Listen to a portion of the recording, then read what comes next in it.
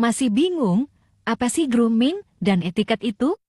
Dan komponen apa saja yang ada di dalamnya? Simak penjelasannya berikut ini.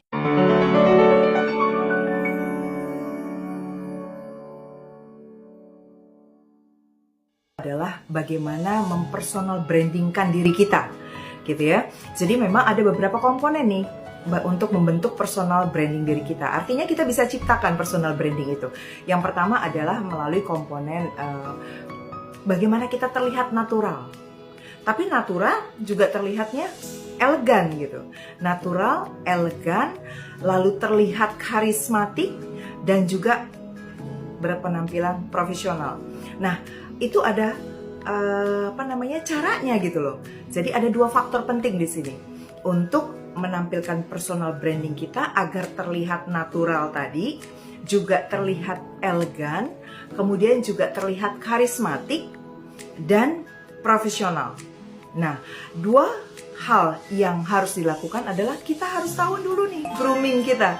Grooming kita seperti apa? Nah, bahasan lebih lanjutnya nanti akan saya bahas. Itu yang pertama adalah grooming, yang kedua adalah attitude. Nah, di dalam attitude ini ada etiket. Nanti kita akan bahas satu persatu. Quotes yang mengatakan gini, dari bahasa sana ini ya. Your personal beauty is a greater recommendation than any letter of reference.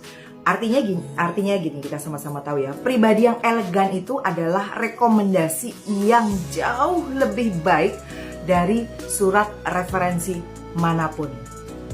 Oke, untuk itu saya Agung Sudahmawati sebagai founder dari Agung Sakara Jawali di bidang training dan workshop, juga sekolah bimbel pramugari, dan yang berkaitan dengan mental health yaitu sebagai konselor psikologi dan profesional hipnoterapi, ingin bagi dulu sedikit mengenai apa sih itu grooming dan apa sih itu attitude dan etiket di dalamnya.